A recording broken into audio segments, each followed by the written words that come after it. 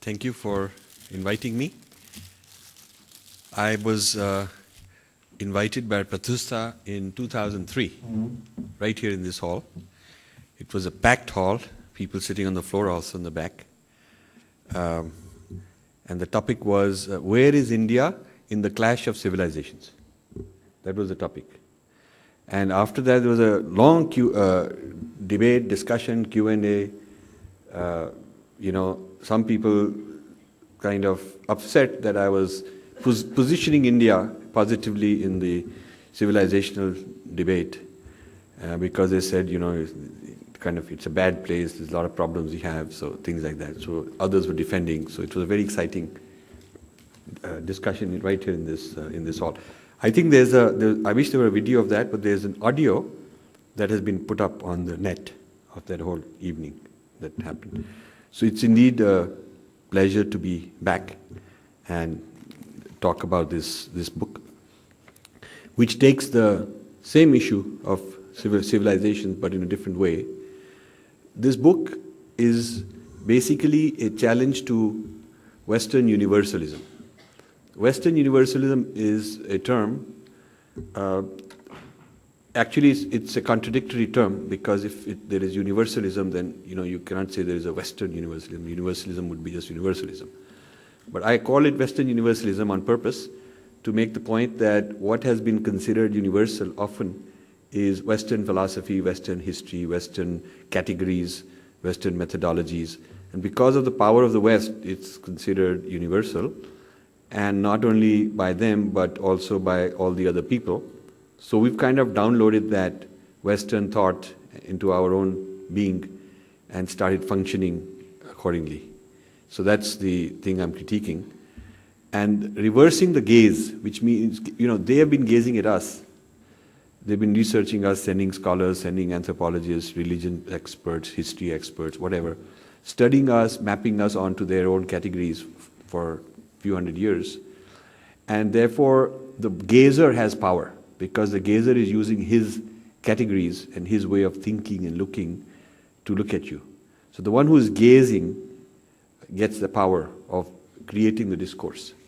And the one who is gazed at but never gazes back is actually losing power. So unfortunately, we sometimes feel proud that we are gazed at. We must be very interesting. We must be very important. I've heard people saying, we should be very glad they're gazing at us. We must be important. It shows that we are very important. But that's an inferiority complex. We need to gaze at others. For India to have a civilizational claim on the world stage, we need to have our view, our world view of ourselves and others. Sometimes I've heard some traditional swamis, gurus say, no, the truth is in my heart, so why do I need to worry about others? And then I remind them of the term Purva Paksha. Purva Paksha is gazing at others, our term.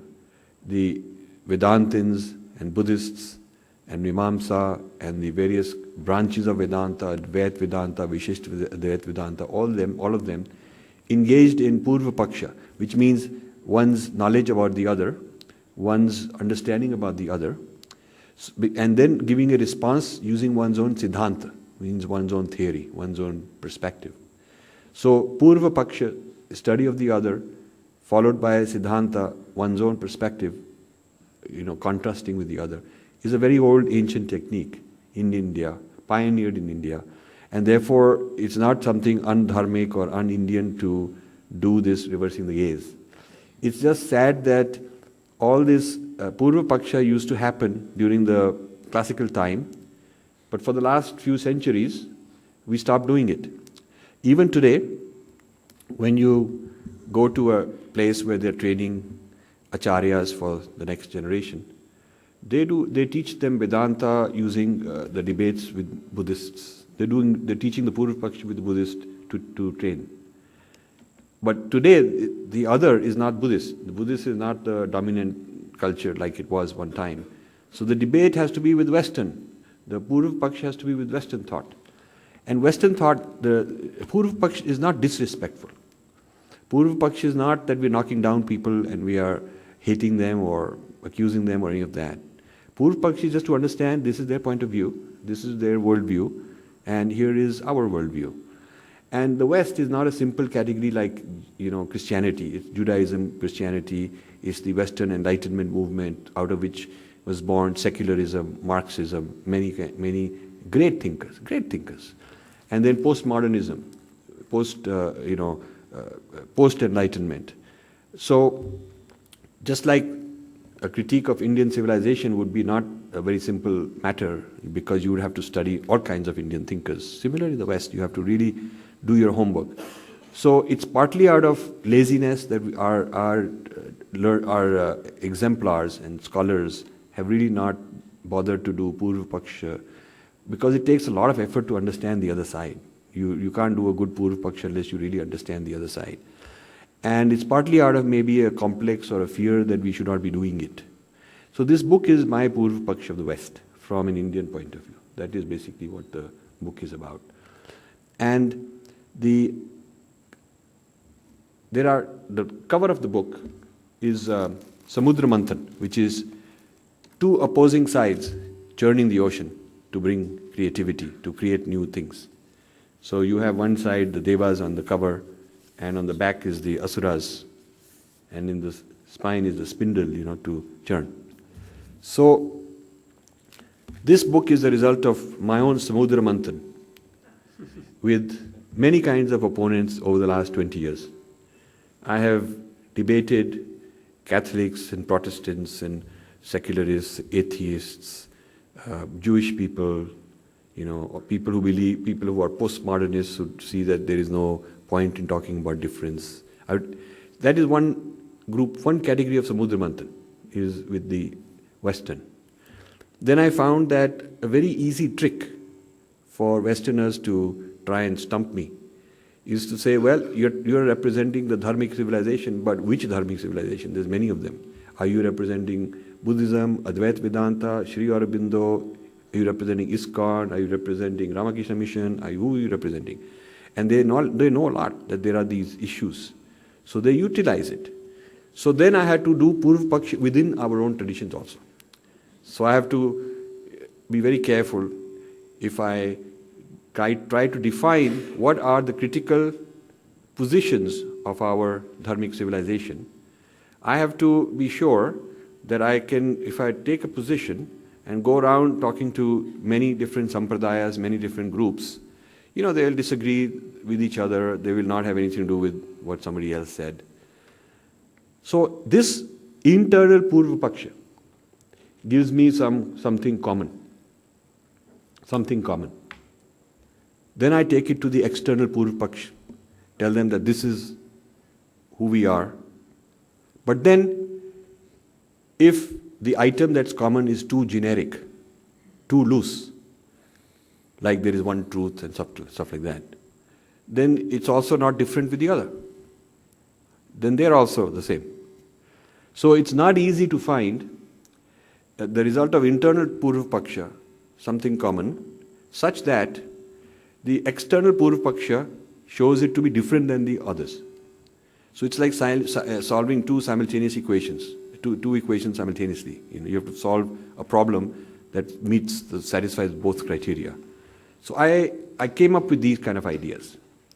For instance, every dharmic civilization representatives I talk to, and I talk to experts whose authority would be recognized, and many of them have endorsed. We've got 100 letters of endorsement already.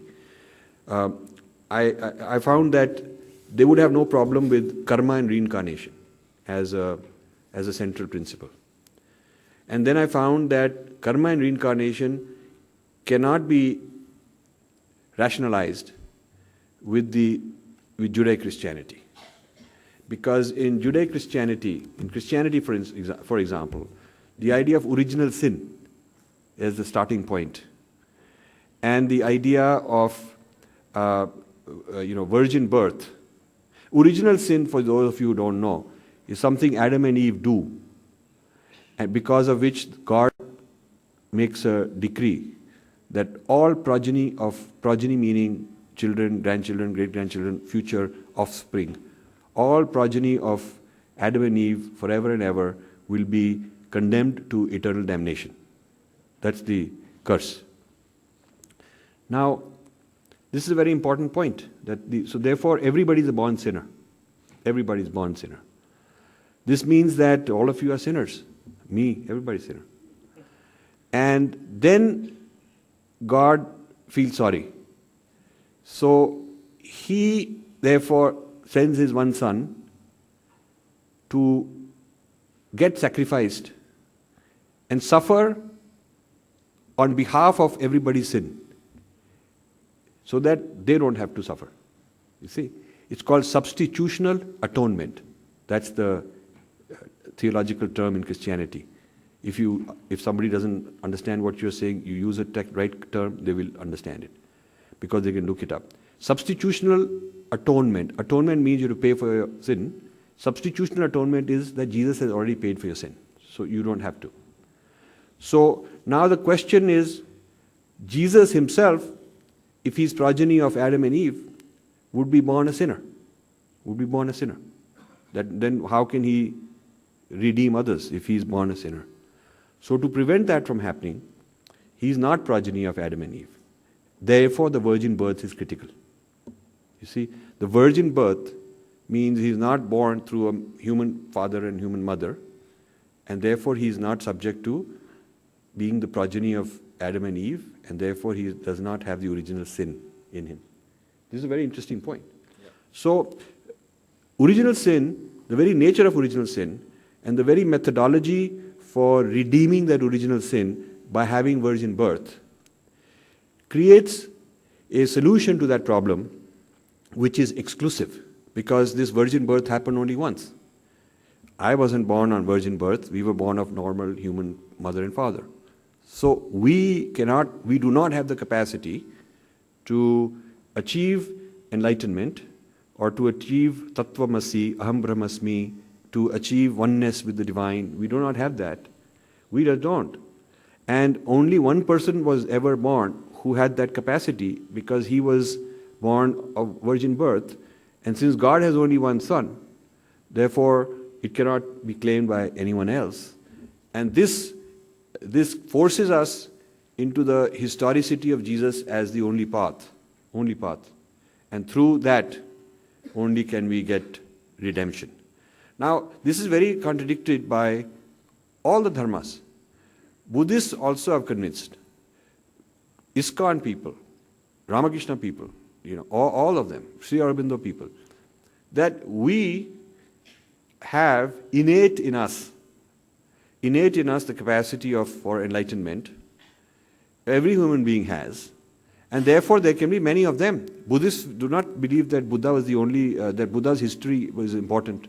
Buddha's history is not important for you to achieve the same state that Buddha achieved. Buddha's history is good to know, to learn. It's like if you are a physicist, then the historicity of Newton is not relevant to Newtonian laws. Because you cannot say there was no Newtonian law and he came and started the Newtonian law, and if you don't believe in him, the Newtonian law will not work for you. You cannot say, you don't say that. So, but this business of, so we are not, our tradition does not demand a particular history be valid and exclusively valid and invalidate all alternative ideas of history for the truth. We do not have that.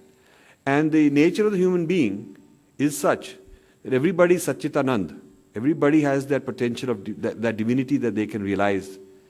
And so the question I ask my Christian friends is, can you be Jesus? Can you attain Jesushood? And they say no. Now for us, if you ask a Buddhist, can you be like Buddha? He says yes. That is the whole point.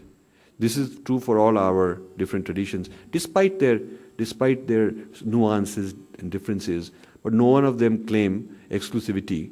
No one of them claim a historicity. No one of them claim that we are fallen sinners. That sort of thing. Yeah. So this is, I came up with 4 important differences between the Indian civilization, the classical Indian civilization, and the Western civilization, and each of them is given a separate chapter in this book. And one of the points I make is, Christians have this idea called the good news. When I meet these Christians sometimes who are practicing in my neighborhood, they're practicing how to evangelize before they're sent to India or some place like that. They first have to go in the neighborhood and practice, you see. And then when they're good, then they can be sent overseas. So some of them knock at my door sometimes, and I always pretend like I don't know much, and bring them in, and then they talk nicely. Some of them ask, have you heard the good news, sir? And I say, oh, what good news, did the stock market go up? Or what is this good news? And I, of course, know good news is that Jesus has come to redeem your sins. So after a while they say, but have you been saved? And my answer is, I was never condemned to begin with. And you seem like decent people. I don't think you've done anything wrong. I don't know. I don't think you've done anything wrong. So they don't know what to do with a guy like this, because I don't fit their the standard training they've got in the seminary, how to answer questions. This is something different. So then they tell me about, we're all sinners, and then I say, why are we sinners? What? So because I want them to talk about original sin. I want to pretend like I don't know. I want their reasoning to go into original sin. So then they say, because of this original sin, and then I say, okay, what is this original sin? How do you know what is this? So then they tell me this happened, so we're all condemned, and only Jesus is not original sinner, and we have to be saved through him, like that. So then I get a chance to talk about our concept of self, because while the concept of self is that ultimately the essence of each person is sinner. That is the very ultimate nature of the person. That is, and therefore you are dependent on this historicity to save yourself. So then I ask them, do you know the Hindu good news? So they don't know, they never heard of that. So I say, Hindu good news is there is no original sin, we are all originally divine. And that way I can explain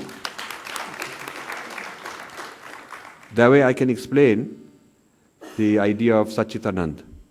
And this idea is just different. They have internal logic and consistency in this history centrism.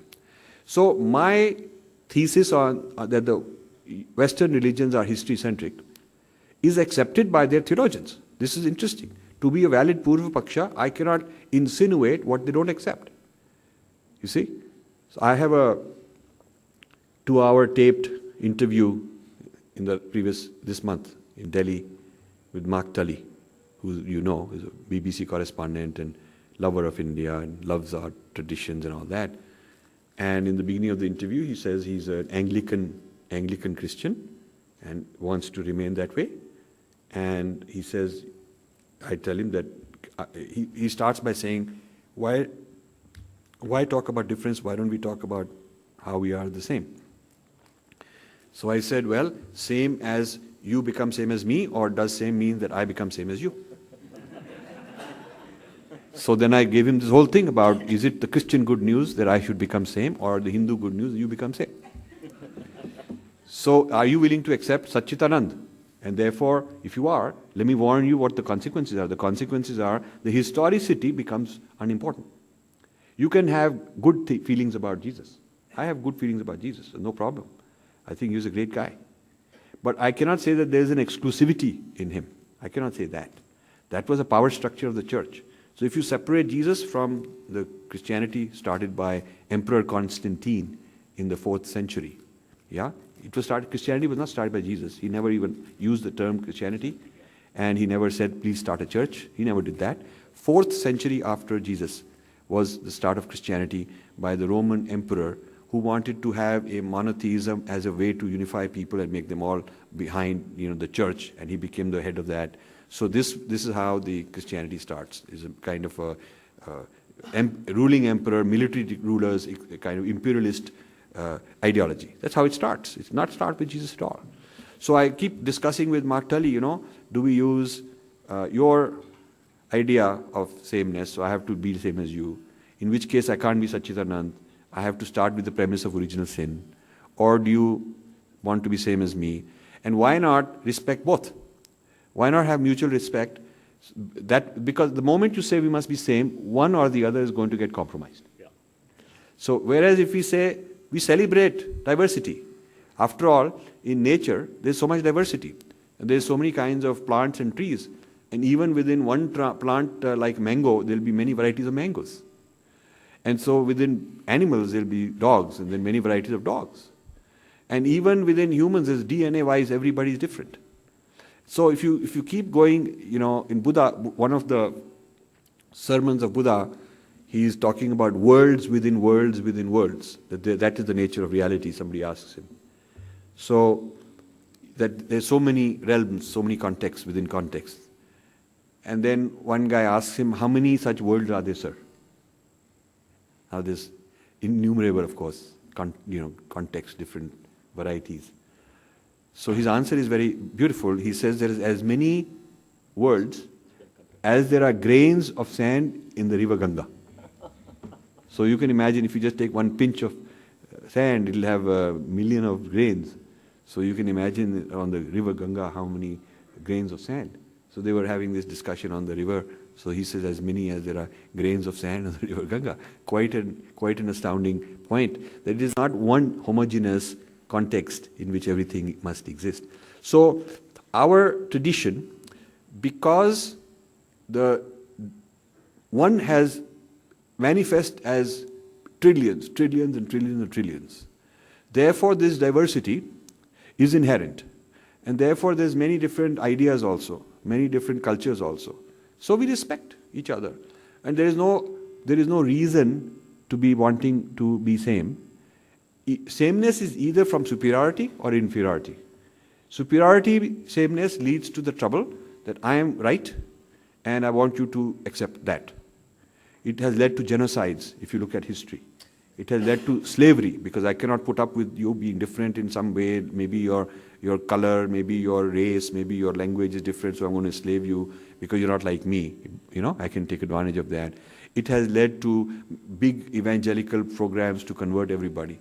And then the idea of sameness from inferiority complex, which a lot of Indians suffer, has led to mimicking others and forgetting a sense of who you are, which we're losing a sense of who we are. So this sameness is a problem, and it is contrary to the nature of the cosmos. It is contrary to that.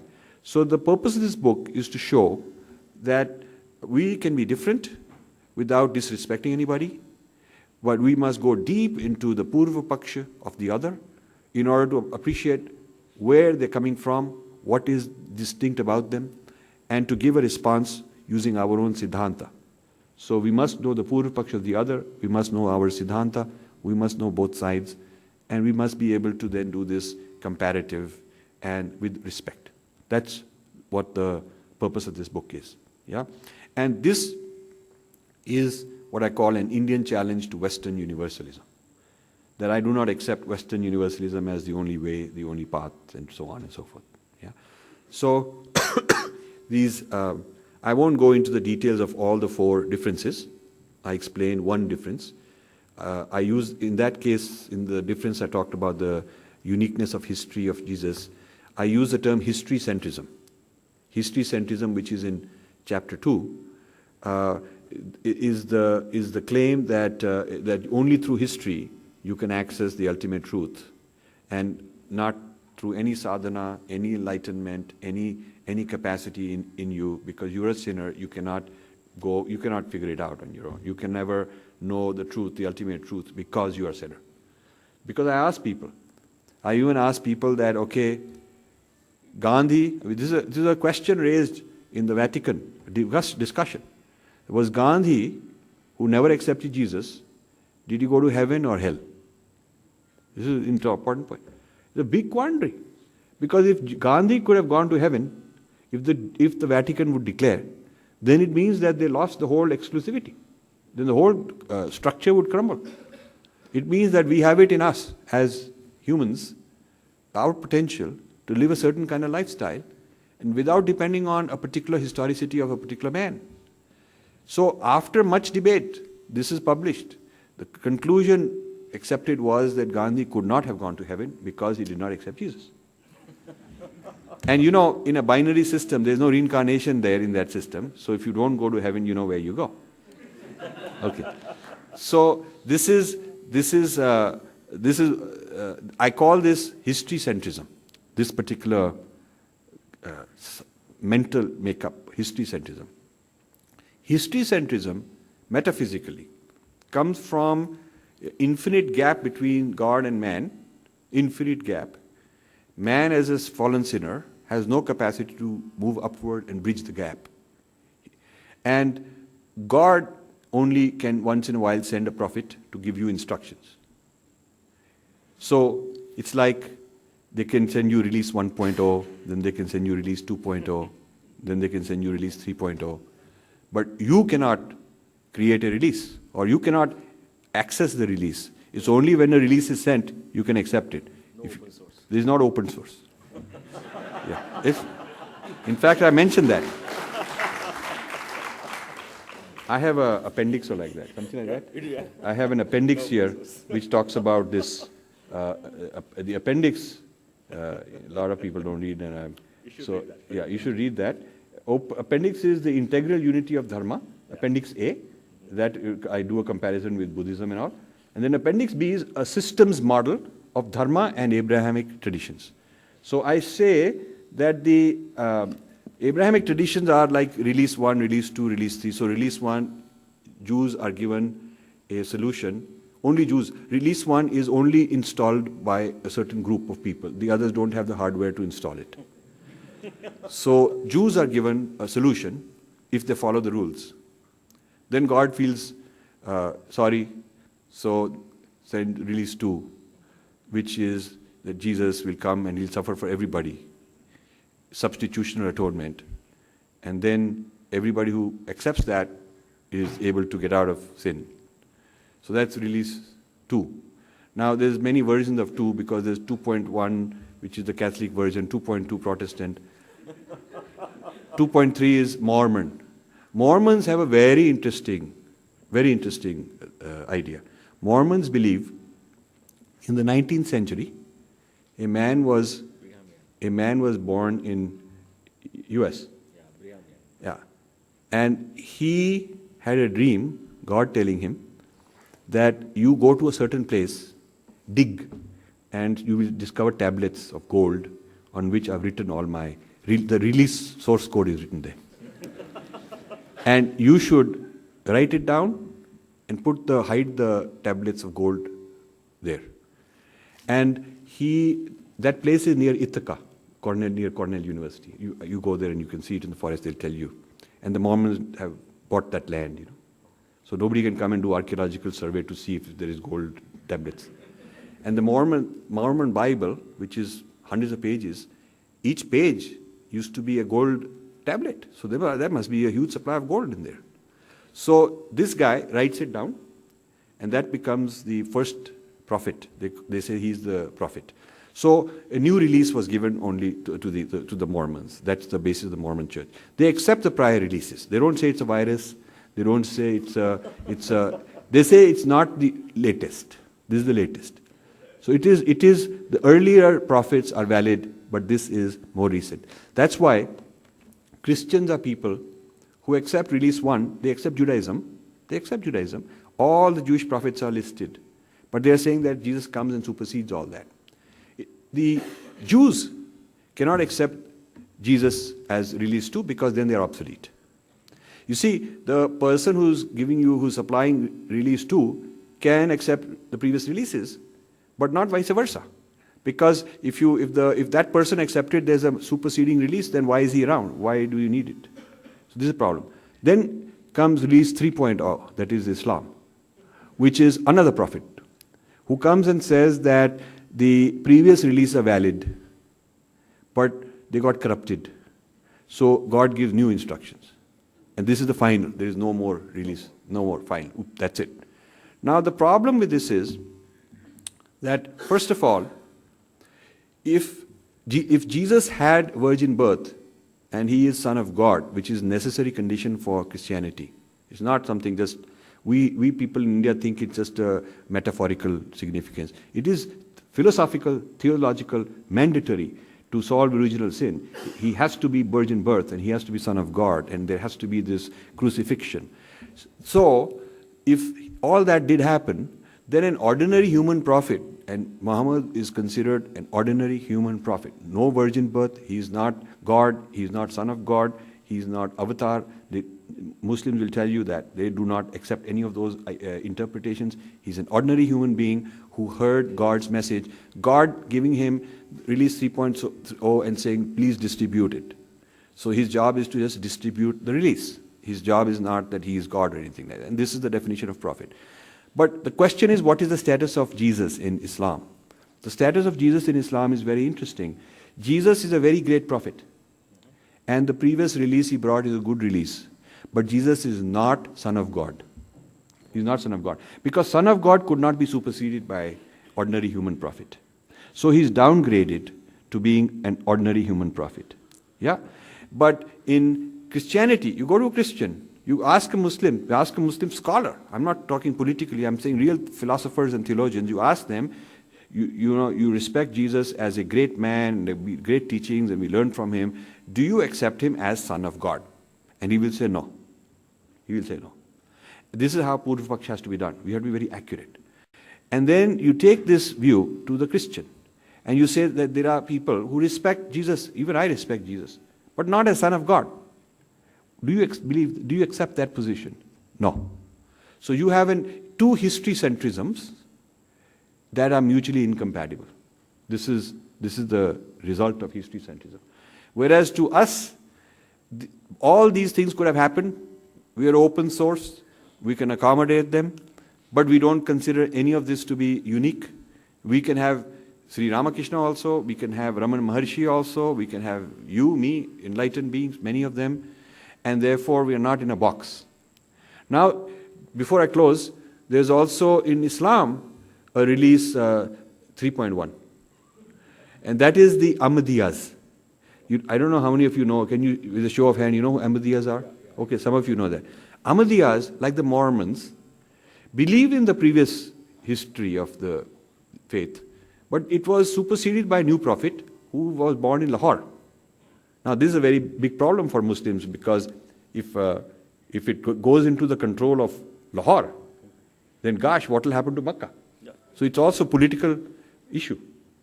Some now they are trying to spread that one Makkah idea. You have to point there to pray.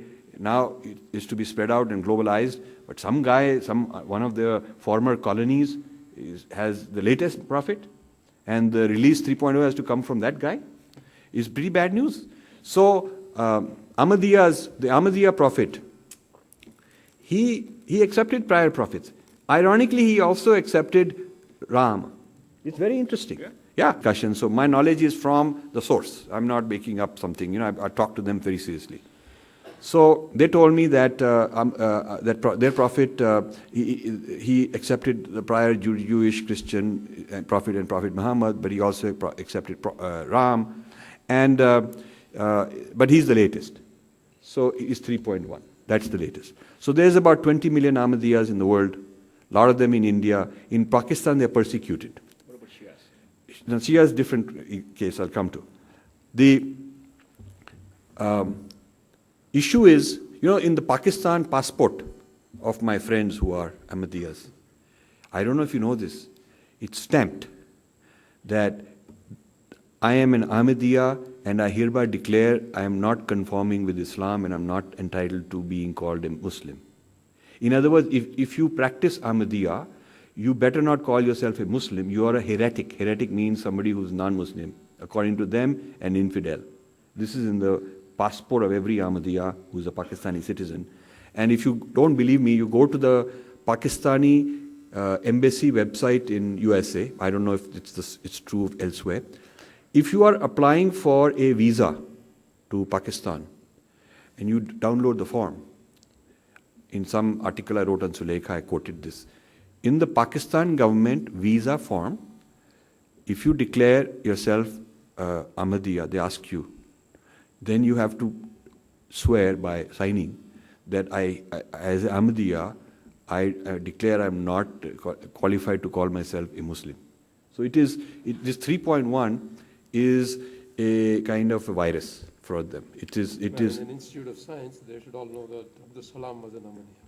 Okay, good. The Nobel Prize. Yeah, Nobel Prize. yeah. So this is a contradiction, that there are great people, but the institutional authority of the imams don't accept this as a valid release.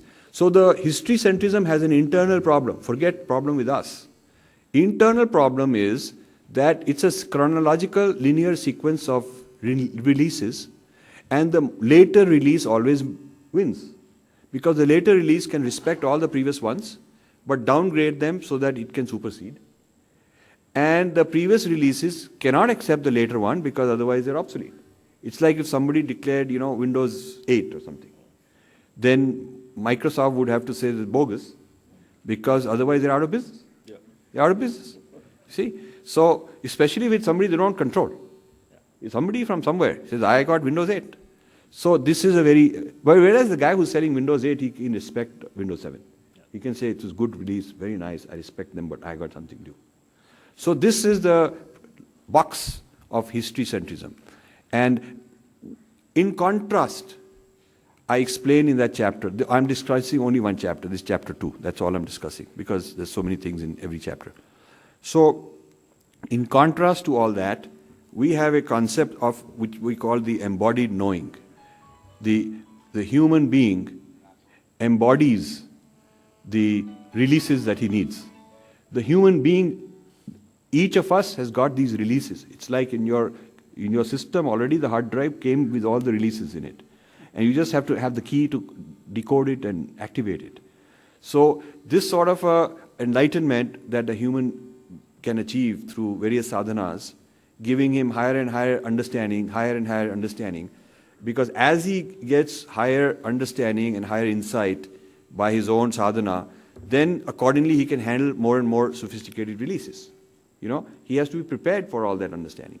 So we do not depend on a historical thing. We do not depend on some release from outside coming to us. We are not required to depend on any institution. When a mystic in India proclaims that he's achieved a certain state of enlightenment, people love that guy, they go to him, they flock around him. But in the Abrahamic religions, mystics were considered to be a threat, because the mystic is a threat to the institution's power. Because people will abandon the institution, they go to the mystic, and the mystic may supersede, may say anything that contradicts the institution. So this embodied knowing, or what we call Adhyatma Vidya, as I describe in this book, has many diversities. It is not like all the dharma traditions are one either. They're not homogeneous. Because I may have achieved, through my practice, I may have achieved a certain state of consciousness, I start teaching that, somebody else achieved something else, they teach that. That's fine, because I have no right to say that he did not achieve that state. I don't know. How can I can just say I don't know.